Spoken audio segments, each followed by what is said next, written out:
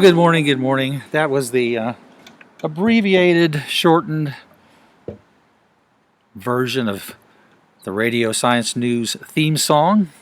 This is Richard Pollock. I am off in the woods. I'm down in Babcock State Park, close to Clifftop, West Virginia, where they always, but not this year, hold the Old Time Music Festival. Camp Washington Carver. Wonderful place. People come from all over to enjoy, play, study old-time music. And so my wife and I have been coming for years, and due to COVID, they've canceled it the last couple of years, and at the last minute, it got canceled again. But I'm enjoying Mother Nature and all the cool things down in this area of West Virginia. So Radio Science News coming to you from actually right adjacent to the United States' latest national park. We're down in the Gauley Bridge area. If those of you are familiar with, I know a lot of my friends come down here and jump off the bridge with parachutes. Well, a few do, but that's where we are. We're having a great time. I'm here.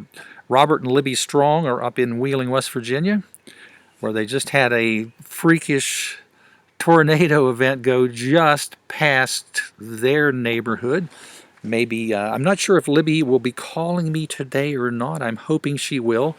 Robert and Libby Strong are at the Smart Center down in Center Wheeling. Neat place to visit if you're in town, and we usually broadcast from there. But since I'm off on the road, just like Willie Nelson down here doing the show. So I'm going to just get right to it. One of the things we like to do is get you to what we call the Launchpad of Science, which is at radiosciencenews.org. Now, if you just want to skip all the fun and go directly to radiosciencenews.org, you will see just a plain Jane little page with our active links for the current show, and then shows going years into the past. Sometimes, Robert likes to take you first to the smartcenter.org page, where there's a link that takes you to Radio Science News, and that's cool too. When you get here, you will see a bunch of information. There's a place at the top that says click here for audio streaming. We stream this on Saturday mornings 11 till 12. And then there's information on the page as to how you might hear the rebroadcast. They rebroadcast this on WEJP 107.1 FM Wheeling Community Radio on Sundays from 2 to 3, and then later in the week, Wednesday, 8 to 9 p.m. The broadcast that we'd also like to call your attention to is we're carried on an NPR station up in Connecticut called Robin Hood Radio, WHDD Robin Hood Radio. So anyway, there's a lot of stuff on this page that's kind of fun. I always like to click the space station link and find out whether in my neighborhood I could watch the International Space Station go over. Bunch of things, the Rossi blog, Medical Express, some of these that are pretty neat to look at just for background. But get down to the real meat of the event, Saturday, July 31st, 2021. We have way too many topics, I'm sure, and I'm hoping that Libby Strong will call in. The first order of business for me today, though, is to wish happy birthday to Amber Pollock Bertie. She's got decades of wisdom behind her, but I'm not even going to say how many. And she's a fine scientist in her own right, as a doctor of microbiology and computer wizard. She does more with computers now than she does with microbes, though I'm sure that she has to worry about viruses now. So happy birthday to Amber Pollock Bertie. I'm sure she's going to have some fun up there in the Michigan area. So I'm going to jump right to, as I said, get to radiosciencenews.org, and I'm going to just kind of click through and enjoy. I've just got a wonderful location here in the campgrounds at Babcock. They have the wonderful contrast of being in an area where it's an old-time music festival usually going on. Beautiful primitive area. Just adjacent to what is now another national park. West Virginia is very proud to have that, and I'm sure people are going to be visiting it. Beautiful rivers and all that, but at the same time, the campground I'm sitting within sight of a pretty high-speed Wi-Fi access, so I can just lay my computer down here on the picnic table and enjoy doing Radio Science News from here, and I hope you folks will enjoy too. I'm going to kind of jump into all these topics. I've got Delta variant, and we all know what that's kind of about. Another story that was not as maybe exciting to everybody as it normally would be, but Alaska had a really big earthquake, 8.2 on the Richter scale. So Alaska 8.2, we're going to talk about that. A story that's kind of a continuing conversation with one of my good friends and listeners. He's a monk, and he and I have fun talking science and religion, but we also really enjoy talking chestnuts.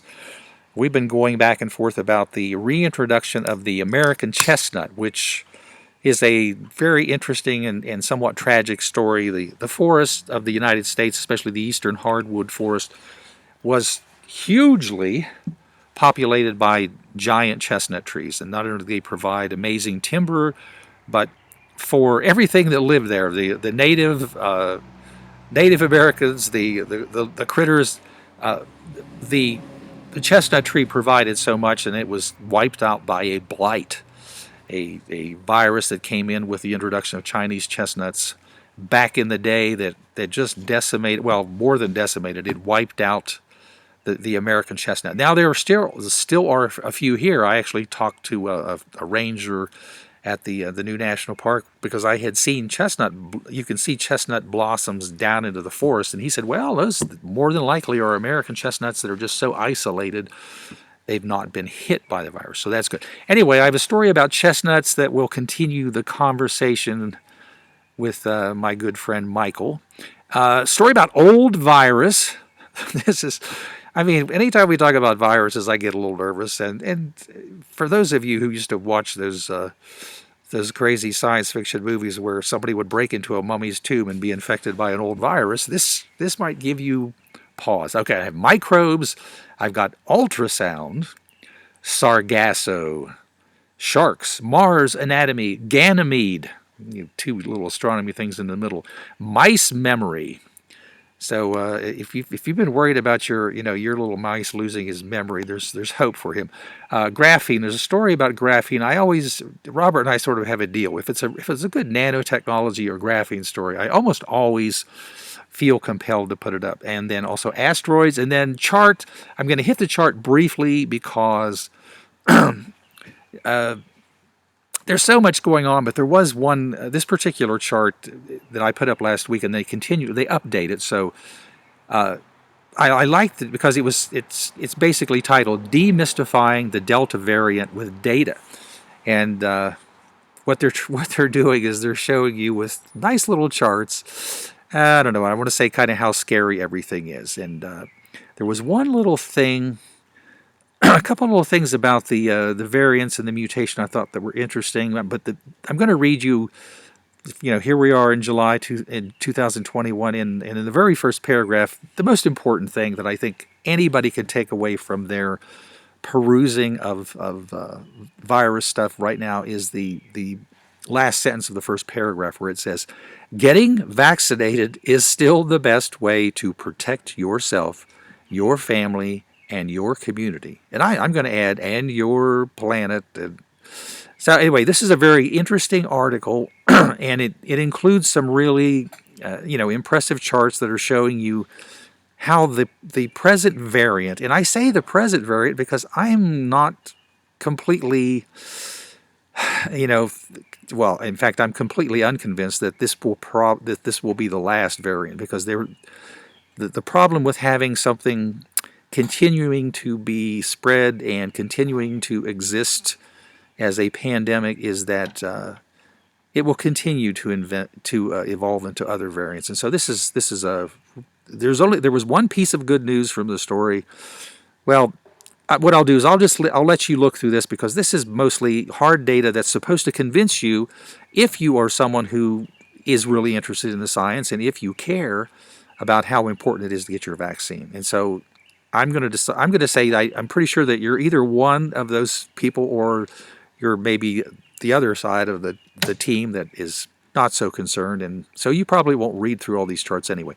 I'm going to jump back to the beginning of my topics. This is the Delta variant, and this is from Science News, and they continually update it. And it says the new Delta variant studies show the pandemic is far from over.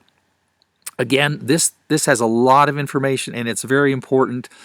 The very opening photo shows something that I'm running across everywhere we sort of drop into, including, we're in Raynell, West Virginia, in a sporting goods store, and what you're starting to see is that the Kroger next door is, as a national chain, insists or has a sign that says everybody coming in needs to be masked up. So that's changed a little bit.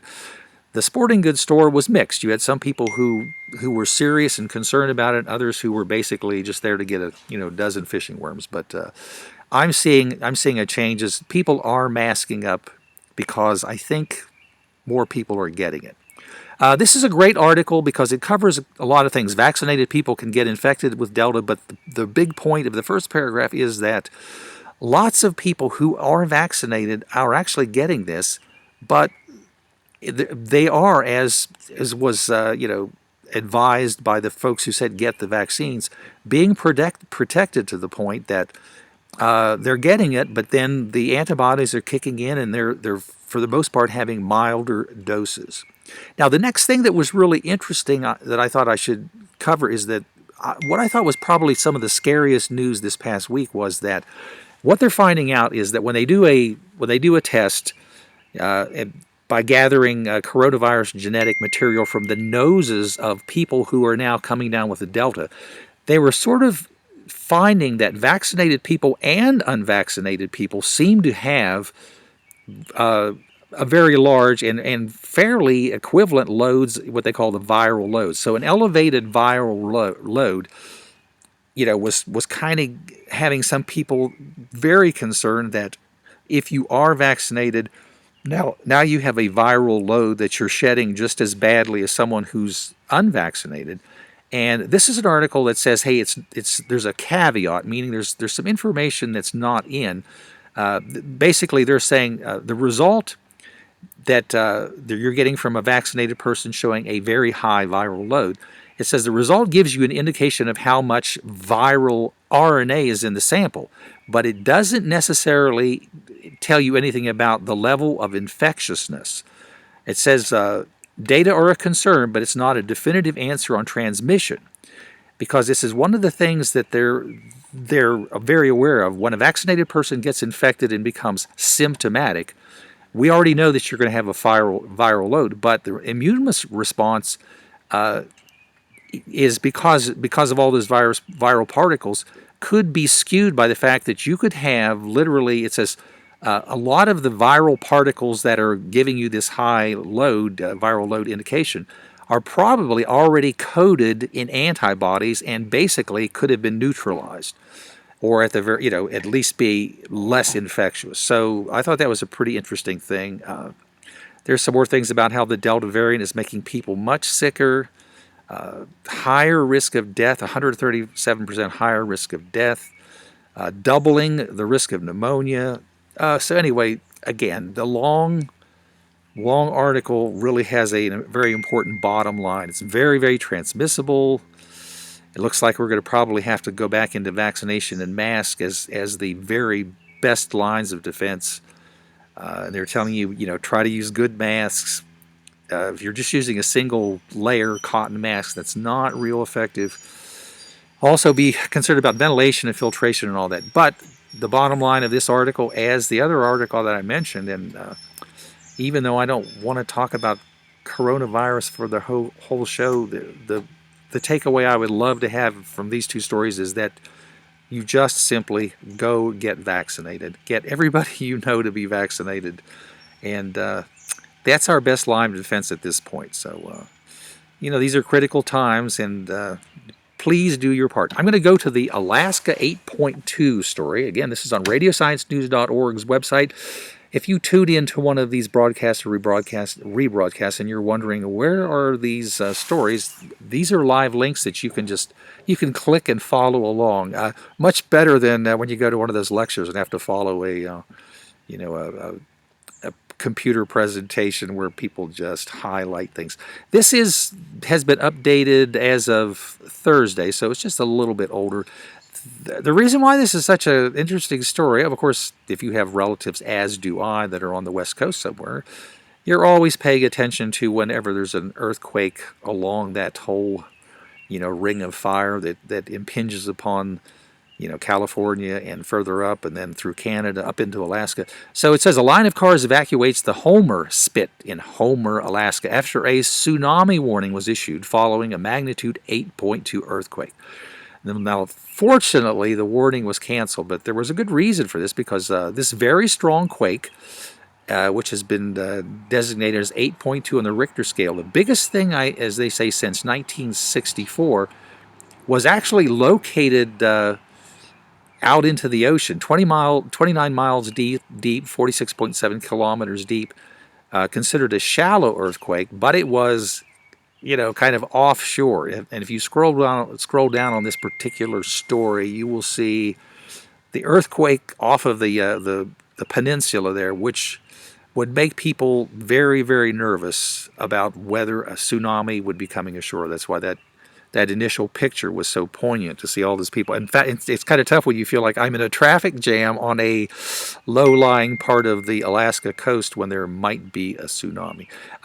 There have also been two strong aftershocks, 6.2 and 5.6. So pretty amazing. The strongest earthquake since 1964, and the third evacuation in 18 months. But the mayor of Kodiak, Alaska, Mayor Pat Branson, was talking to the folks at CNN. So anyway, a lot to think about. One of my wife's family members was actually stationed up in Alaska when that other earthquake hit, and they told stories for years about being right there close to a naval base or something, and scary stuff. All right, for my good friend Michael Monakis, who is interested, as am I, in the reintroduction of the American chestnut. We've been going back and forth because one of the thing that's been going on in the world of chestnuts, in terms of reintroducing the American chestnut variety that used to populate so much of the forest, and it was like 90, 100-foot tall trees, huge trees, is the question of whether it can ever be reintroduced. And there have been, if you're into genetics, you'll know things like, they were able to reintroduce or to cross breed back to almost like an original steppes horse, that it was all the horses we have today are ancestors of more ancient horses, and they were able to breed back to close to what was the original by just crossing back and then getting more and more of the original genetic material. One of the first techniques for trying to reintroduce, or at least reintroduce, a blight-free American chestnut or something close to it, was to cross it with some blight-resistant tree. And the problem with that is that you have, we'll say initially you'll have a 50% American chestnut, 50% Chinese chestnut, and so the next time you'll breed a 100% American chestnut with this new, you're gradually getting more and more a percentage of the American chestnut. But it's a long, arduous task, and you don't really end up with an American chestnut. The other technique that it's for some folks, it's controversial. I'm not too troubled with it. Is that they have taken a pure American chestnut, and by just using the science of CRISPR and stuff they were able to introduce a single gene that was derived from a wheat plant, which has a natural resistance to the type of virus that's affecting the American chestnut trees. And by just introducing this one little gene that comes from comes from an existing plant, just a little wheat, and it's in rice and some other things, they were able to have a variant. This American Chinese chestnut, which is a transgenic, is 99.9999, a couple other nines, pure American chestnut. And so that's in the process of going through an arduous U.S. Department of Agriculture testing to see how it affects things. Now, the other thing that my friend Michael was talking about was that there were supposedly trees, when the blight hit, they started looking around the world for resistant trees, and they got Asian species of trees, and they crossed them with the existing American chestnuts that they could find in the forest. the idea would be that if they could still get a timber type tree and it was resistant, that would be really nice. And, it would be a cross between existing natural trees. The crux of the discussion that we've been having is whether or not over the years the Chinese have bred their trees. The concept was, well, these trees originally were, again, tall timber trees like maybe we had here. But if you want to breed a tree to produce lots of chestnuts, you're gradually going to try to breed it to be smaller, bushier, and branch. Instead of having a straight, upright, tall growth, you want to have a bushy, a smaller tree. And so that's what American chestnuts were, or the Chinese chestnuts, over probably thousands of years, were bred by people who were selecting for trees in China. So, but as Michael was saying, there supposedly were timber type trees. Now we're still trying to track all that down. I put this story up because this is a third thing that has been of interest to people. It says chemical control of chestnut blight is impractical for forest settings. But one of the things that did happen in about 1970, it says in the 1970s, an actual native strain of chestnut blight was identified in North America. So instead of the Chinese chestnut blight, this was a native strain that just popped up. It's a little bit like when we're talking about the COVID-19 virus. These variants pop up. They're mutations or variants. But the neat thing about this particular strain of a chestnut virus, it said experiments indicate that the native strain is less virulent. So in other words, it would be like you could take this strain, which doesn't actually kill off the American chestnut tree, but gives it a mild form of blight that doesn't spread. You could literally inoculate a tree, just like a tree surgeon or an arborist would be able to inoculate an American chestnut tree with this virus, and they call it a hypovirulent strain, meaning that it's less virulent than the one that ends up killing off the tree. And it turns out that this will actually protect the American chestnut, and then they're crossbreeding from that pure American chestnut. So this is kind of a third part of the game, and I sent this to Michael and put it on today's show because I'm hoping he'll be listening, and we'll be able to talk about that further. Okay, I'm going to jump to the old virus. As I said, it's kind of like the King Tut story where. It was always like for science fiction, or they always talked about what was the archaeologist Carnarvon. When they opened up the King Tut tomb, that there was a breath of cold air that came out, and they thought there were diseases that may have existed and stayed in that mummy's tomb for all that time, and it was considered like I don't know. But this is going to give you pause. Ohio State University story came out. Just this past week or so, scientists who study glacier ice. Now, first of all, just for context, if we're talking about something coming from a mummy's tomb, it would have been, 3, 4, 5,000 years ago. So a virus would have survived for that period of time in some kind of a dry desert, climate. It's possible, but scary. It says the scientists who were looking at this ice from the Tibetan Plateau in China, which is almost would make a science fiction story almost as good, found viruses which survived because they were frozen for like 15,000 years. So they've got a little stock image of ice. Well, that's always helpful. It says most of those viruses which survived because they had remained frozen are unlike, and here's the part that I thought was extra scary, they are unlike any viruses that have been cataloged to date. So not only are we looking at a situation where they're finding viruses that have, and who knows how long they've actually been there, but they know that this ice is 15,000 or so years old.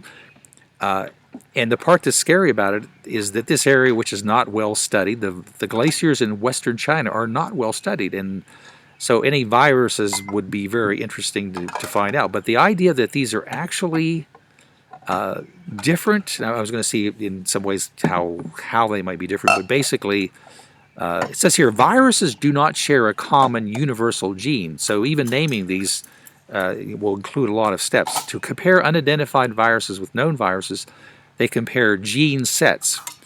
Gene sets from known viruses are cataloged, but the databases, when they compare it, showed that 4 of the viruses in this ice cap had previously been identified and were from virus families that typically actually infect bacteria. So that's kind of like the bacteriophages. But anyway, kind of the bottom line scary part of this story, one, that they are over 15,000 years old and still, are able to be active. And the other is that they are virus types that are, at this point, basically unknown. Since we're in the realm of microbes, and I guess as a birthday present to Amber Pollock Birdie, who is a microbiologist, this is another one talking about microbes. This one, again, comes from the icy climes of our planet Earth. Missing Antarctic microbes raise thorny questions about the search for aliens.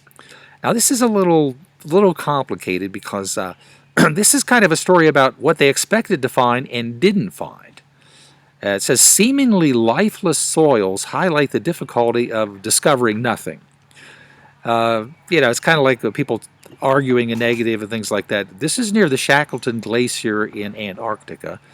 And one of the things that they're always talking about is if we are able to get samples of things from other either planets, like when we're researching Mars and bringing back soil, or in the case of, say, bringing back material from an asteroid or getting stuff from one of the moons, it says here's the thing that kind of gives the scientists pause. It says, there was no reason for microbial ecologist Noah Fier to expect that the 204 soil samples he and his colleagues had collected near the Shackleton Glacier would be different from what they normally do. A typical spoonful of soil would contain billions of microbes.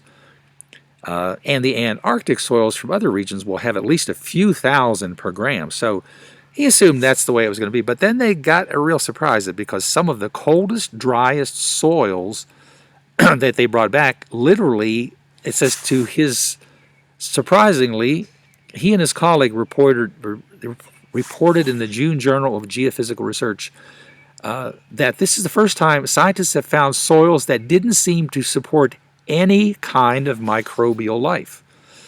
So now you can see the conundrum right away in that. So if somebody had sent a probe to the planet Earth and they gathered some of this, they would be able to report, the aliens would be able to report to their science board that, we got stuff back from the planet Earth, and apparently the soil doesn't even support microbes. So looking at that from the other direction, what it means is we're going to have to take another look at how we analyze samples that we bring back from other places. Because like it says, on Mars, it'll be the other way around.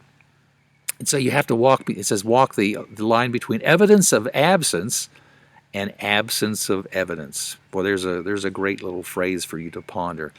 In fact, you might want to put that on a T-shirt and walk around. Evidence of absence or absence of evidence. In today's world where people are questioning science, that may cause even more trouble. I'm not sure. Ultrasound. Okay, so ultrasound is really useful. I know somebody just very close to my family who not too long ago had a problem with her knee, and they said, well, we're going to look at it with ultrasound and see if we can detect soft tissue issues. So this is actually pretty cool because the initial picture, and again, it's kind of a simulation of ultrasound. So basically they have what looks like, wow, this could be a coronavirus. Oh my gosh, it is a coronavirus. If you look down if you're on this page, and again, if you're on radiosciencenews.org and you're following these stories, you can access all this graphic content and videos, and even on your own computer, pop-up ads about who knows what. This is a simulation, and what they're kind of illustrating here, I'm looking at this picture, and in the lower left-hand corner, well, there's a wonderfully intact coronavirus, and it's got these nice false color, the spikes and everything. But the coronavirus in the middle looks like it's in trouble because if you look at the background, you'll see what looks like vibrations. In this case, it's supposed to represent the fact that ultrasound, it says the coronavirus structure is an all too familiar image with densely packed surface receptors that resemble thorny crowns.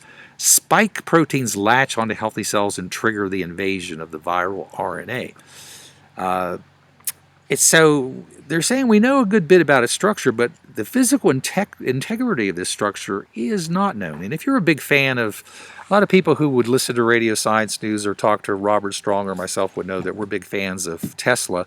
And Tesla once said if he knew like the resonant frequency of anything, like a bridge or a building, that you need to understand that by being able to create a resonance, if you cause things to vibrate, or if you cause things to be perturbed, you can do things. You can cause damage, or you can do good things. Now, part of what they're looking at here says through computer simulations, the team has modeled the virus's mechanical response to vibrations across a range of ultrasound frequencies.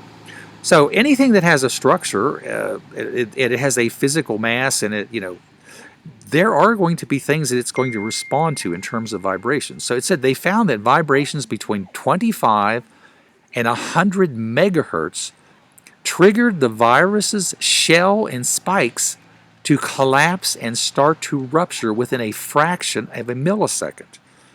The effect was seen in simulations of the virus in air and in water.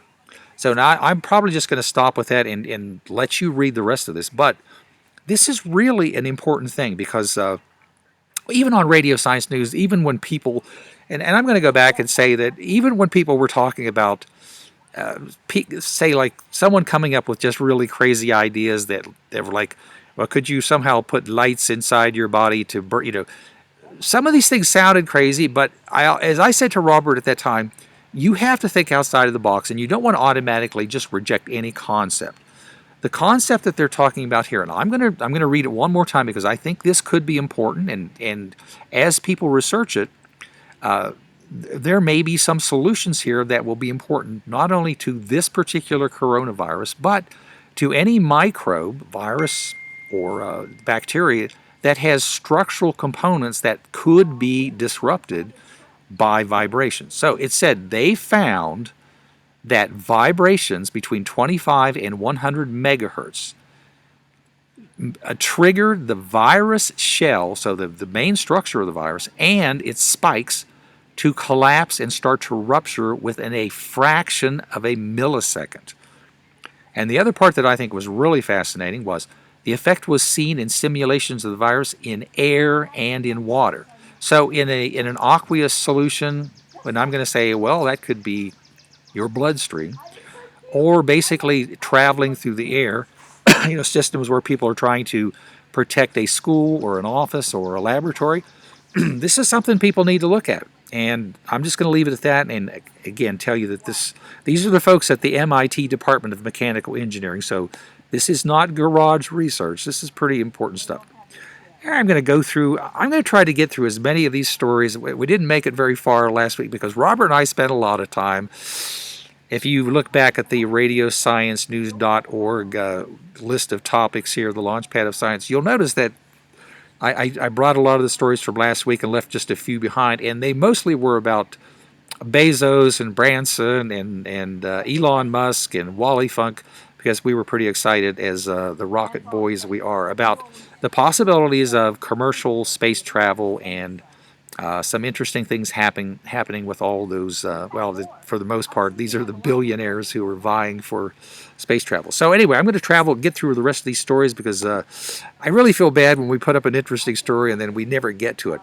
This is a cool one because anybody who is familiar with that neat area, the Sargasso Sea, and one of the reasons why the Sargasso Sea has been really important to people they follow fish migration is there's a whole complicated thing about the fact that they find adult eels other parts of the world. I think I'm thinking like in the United Kingdom and Canada, these eels travel, but then they leave, and what they were trying to figure out, they eventually found out that eels were actually traveling through this long route to reproduce by going to the Sargasso Sea and then coming back and forth, but they could never find real proof of it. This story is cool because the Université Laval in Canada says, after more than a century of speculation, the researchers have finally proved that American eels actually do migrate to the Sargasso Sea to reproduce. And this is Canadian scientists reporting that they've established the actual migratory route And what's so cool is they fitted a group of 28 eels with tiny satellite transmitters. And it says one of these fish reached the northern boundary of the Sargasso Sea, the presumed reproduction site, after a 2,400-kilometer journey. So this is a cool story. Go back and read through. This has been kind of one of those mysteries of science. You'd always end up seeing it in Ripley's Believe It or Not and stuff like that, about eels in the Sargasso Sea. But it also, gosh, it's a profound story illustrating how, you know, this big planet Earth where people think that sometimes things are just local issues, it's important to realize that you're looking at, say, the Sargasso Sea in the middle of the Atlantic that has eels from different parts of the world migrating there just to reproduce. You know, just when you think of salmon and other things like that. If you've been, I don't know, if you've been paying attention to cable TV this week, and I hope you haven't been, but what I find myself doing every time the news gets a little too, well, I don't know, repetitious, if I've heard the same story 15 times and I've seen Limu the emu too many times and I'm starting to like put everything on mute, I'll, just for, you know, ear candy, I'll turn to the ubiquitous Shark Week stories that are out there. There are a whole bunch of them. National Geographic and Animal Planet and all these people are doing things about Shark Week. And so, in honor of that, I put up this story. Very cool story from Science News saying a partial skeleton reveals the world's oldest known shark attack. And this is such a cool thing because a piece of, well, I'm going to say, what I was going to say forensic archaeology, but that's almost a redundant thing. When you're doing archaeology, you're putting together, you know, in a much in the way of Lieutenant Columbo might, you're putting together every piece of fact and you want to know what happened. And this is cool because they basically have determined that off the coast of Japan, a man encountered, it says the animal about 3,000 years ago off the coast of Japan.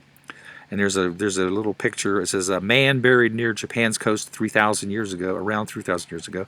Skeleton is shown where it was excavated, is the oldest known victim of shark bite, according to this new study. And it's kind of a neat story. They say that somewhere off the coast of Japan, a shark attacked and killed a man who was likely fishing or diving for shellfish. Afterward, the victim's fishing comrades presumably retrieved what was his body. It says the body minus sheared off right leg and left hand and took it back to land for burial. And so this is really a really cool story. He's a representative of the ancient Jomon culture, represents the oldest known human victim of a shark attack, according to these archaeologists. And before they say that there was a 1,000-year-old skeleton of a fisherman off Puerto Rico who also displayed what was clearly what they say shark attack evidence. So this is very cool. And for Shark Week, I mean, hey, thank goodness they didn't have cable TV back in those days to annoy them, but you still had to watch out for sharks. Okay, Mars Anatomy. From the anatomy of a shark bite, where they determined that this guy lost his leg and part of his hand, and apparently there was no surfboard found. I'm going to go to the anatomy of the red planet.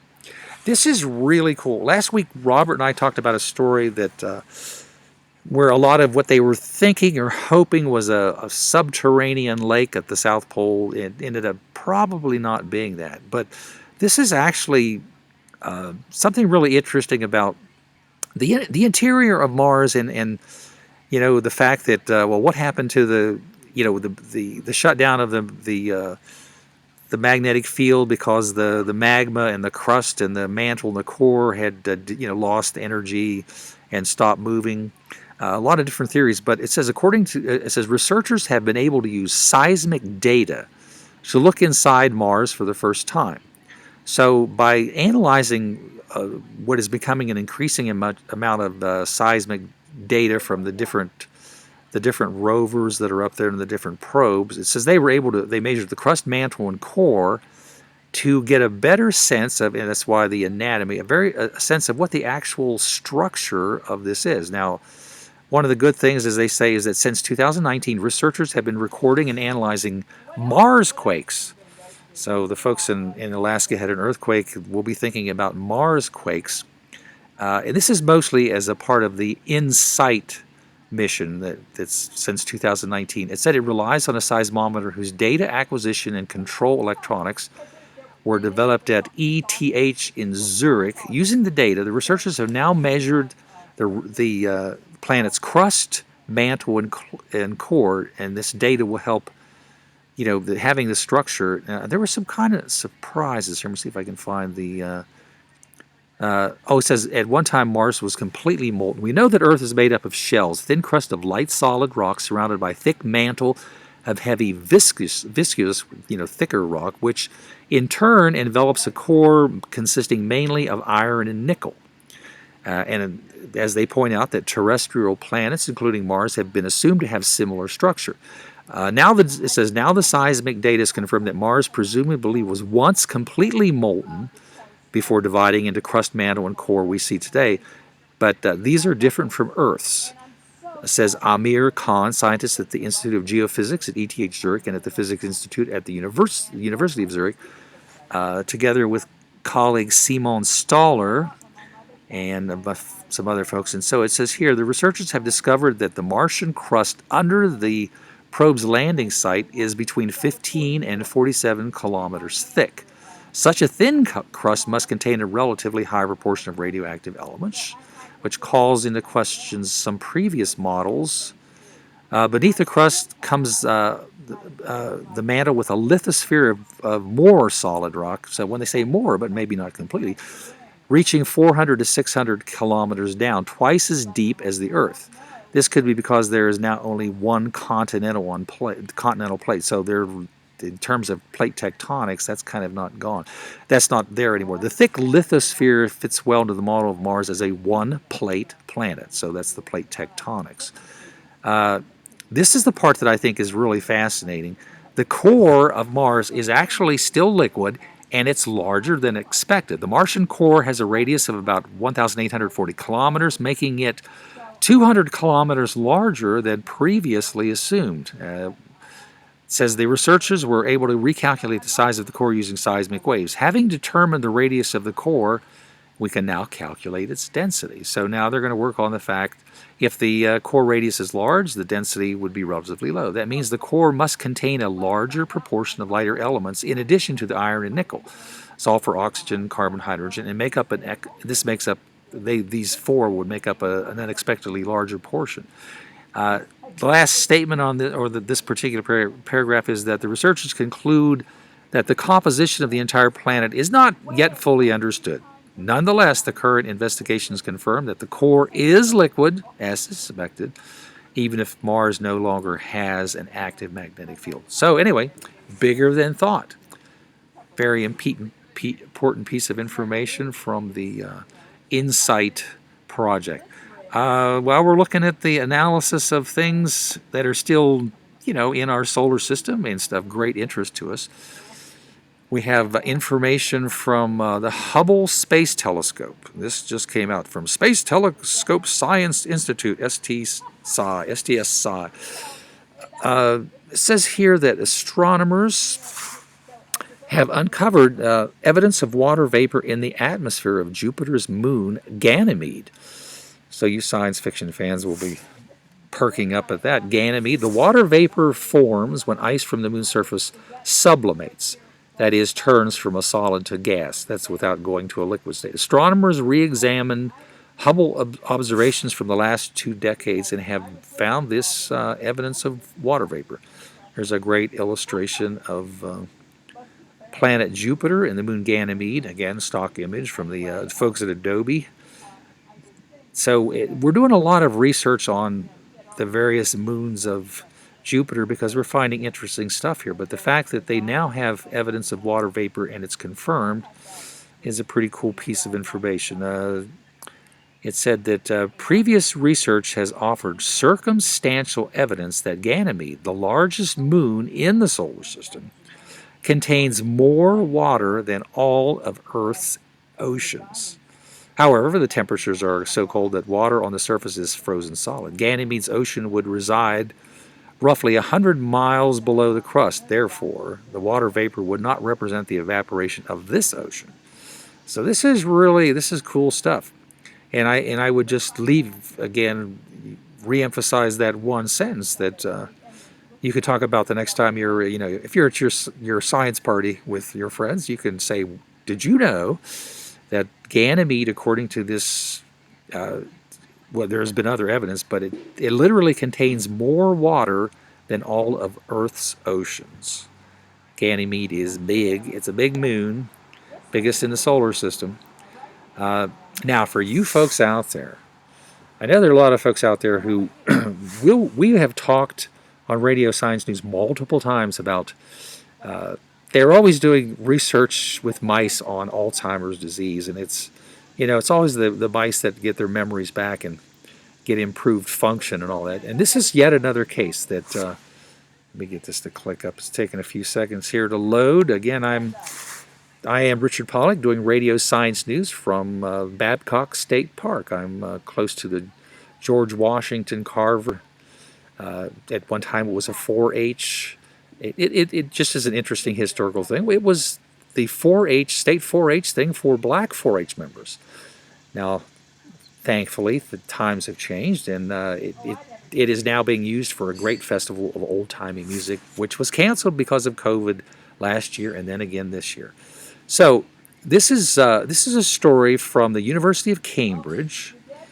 Scientists reverse age-related memory loss in mice. Now, this is pretty cool because we're not only talking about maybe a lot of. I think last month or so there was some.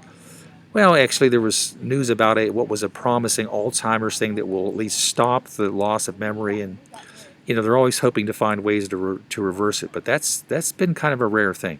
Scientists have successfully reversed age-related memory loss in mice, and say their discovery could lead to the development of treatments to prevent memory loss in people as they age.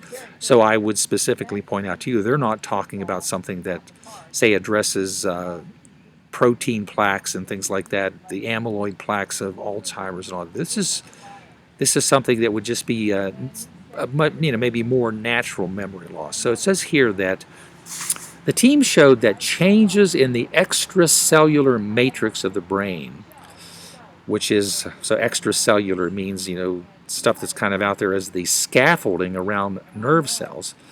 When you have changes in this, the proteins and things that are the scaffolding and the support for nerve cells, the axons and the ganglia and all that, it says changes in this scaffolding will lead to memory loss with aging, but it's possible to reverse these with genetic treatments. So we get down to a term that we often run into when they're talking about this stuff, the idea of neuroplasticity.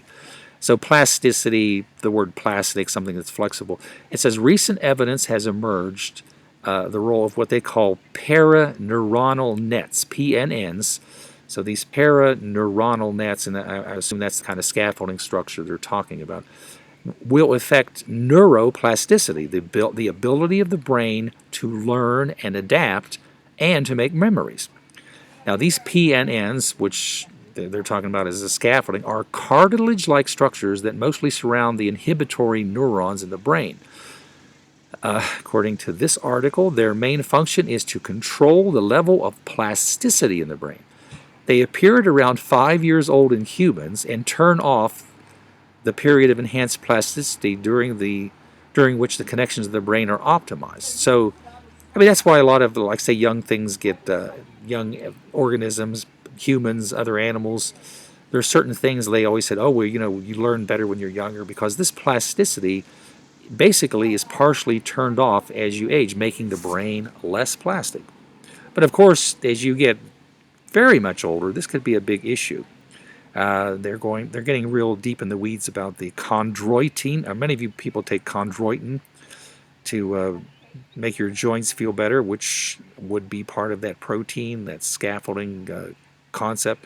It says PNNs contain compounds known as chondroitin sulfate. Some of these, like the chondroitin 4 sulfate, inhibit the action of the networks, which inhibits neuroplasticity. As we age, the balance of these compounds changes, And as levels of chondroitin 6 sulfate decrease, so our ability to learn and form new memories changes, and it also leads to age-related memory decline.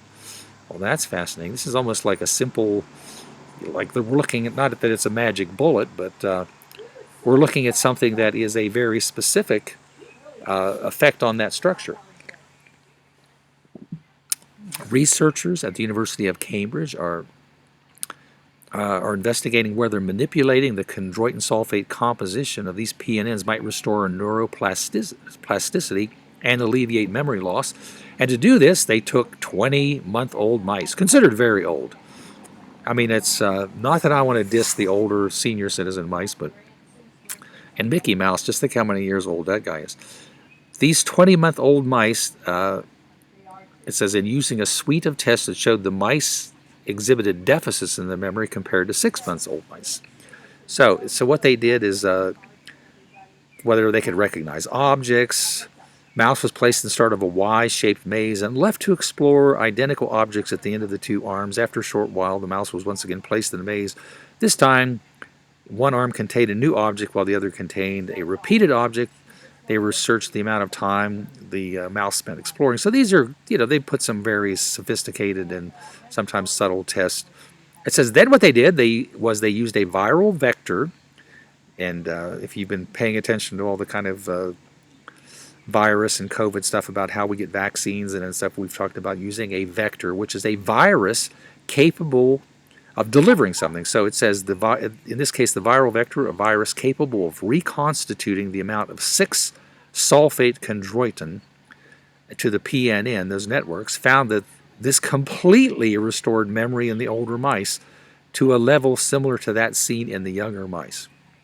Wow, so look, this story is pretty amazing because I know a lot of people who not only take, a chondroitin that supports your joint health, and everybody knows about that. And I mean, we even had our aging dog who we gave chondroitin to, and it really improved arthritis and all that stuff. So this is one of those kind of stories that always makes me. Robert and I will always talk at the end of a radio science news show about how there's a lot of repetitious and depressing and sad and scary and awful stuff in the news, but it is amazing that almost every week we run across some story that is like really, game changer is such a trite word to use, but the fact that you could restore amazing health, if you're thinking about, I'm not sure when they talk about mice years, I'm assuming that much as like when you think about cat years or dog years, that the lifespan, if you're talking about a really old mice being 20 months old, let's say that's probably a 2-year-old mouse that is really, really on his last 4 legs. The idea that you could take that old, a senior citizen of micedom, and by using in this case, a viral vector, reintroduce or rebalance the levels of the chondroitin sulfates in their brain so that you'd see remarkable results. We saw remarkable results when we treated the aging mice with this treatment. The memory and ability to learn were restored to levels that they would have seen since they were much younger.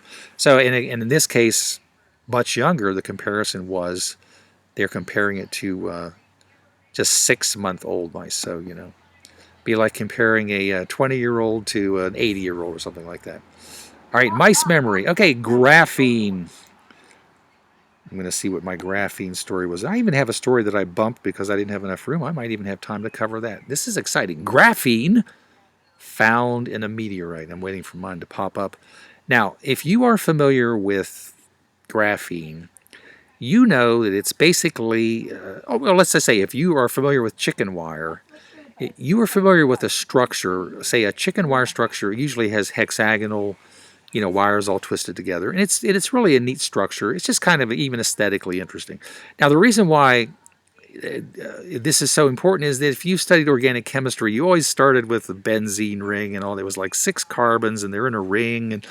and then stuff would be attached. It was just such it's considered such an elegant kind of a structure, the hexagonal structure, because like a bee's hive, they can all attach.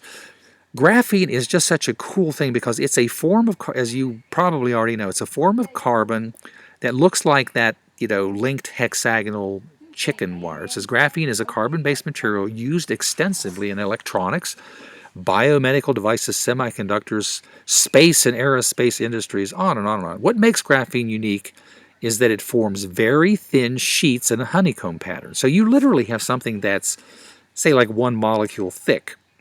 And it's all these carbons, and because you all have these carbon bonds, it's very strong and has all these properties that are important.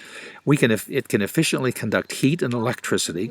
It's also very strong, but it's also very flexible. So, like I said, people that are kind of really into graphene are always looking for, anything that happens. One of the most amazing stories, and for people that are like, again, thinking out of the box in science, this next paragraph talks about. It says, while researchers could see graphene through a microscope in the 1960s, to get any pure graphene without any other junk was not really possible until about 2004.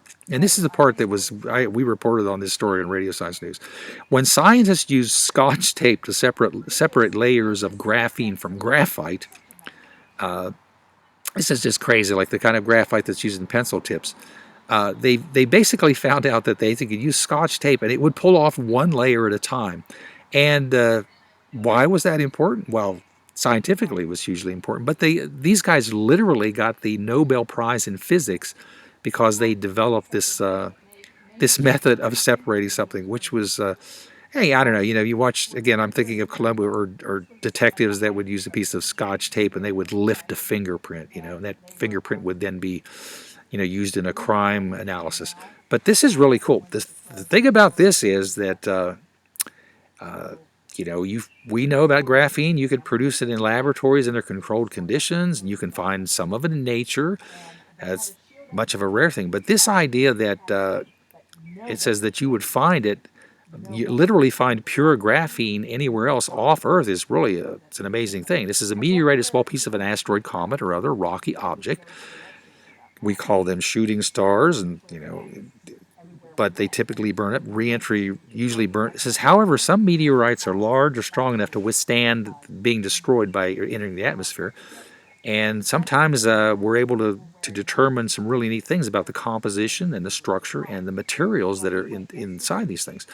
So the part that's just amazing here, and it talks about using the confocal Raman imaging spectroscopy, CRIS, CRIS. They were able to basically determine that this stuff was in a meteorite. It says this isn't the first time carbon-based materials like graphite or graphene were found in meteorites, because we found nanodiamonds. That's cool, but probably the other thing that was really fascinating is we found the what was like considered to be the buckyball, the chemical structure called a buckyball or fullerenes. It says buckyballs on Earth have also happened as a result of the Nobel Prize in 1996. So this is really cool. There may be another Nobel Prize for finding this interesting form of carbon in a meteorite. But it also says some pretty amazing things. I know one of the big deals about finding stuff like that is if you have patented something and you want to make a whole ton of money because you think you're going to own the patent. Oh, you feel like you're Monsanto with Roundup, which we could all do without. The fact that something exists in nature can make it not so good. All right, I'm going to click on the very last story of asteroids, and I have just like 1 minute. I should be getting my banjo out and playing the theme song, but I'm not going to get that. Well, maybe I will, because geez, I'm here out in the thing. This is really cool because we were able to touch on this. Robert and I talked about it a little bit at the end of the show. The fact that asteroids had graphene is pretty fascinating. This story, in what I'll do is, of course, just admonish you to please take time to read this. This shows that material that crashed into the Earth as a result of having once been on an asteroid contains a bunch of stuff that gives us a sense that they would have been precursors to life on Earth. So it's talking about four molecules responsible for creating the diversity of life on Earth. And what is so cool is they found this in asteroids. So, hey, visit us next week. We'll talk more.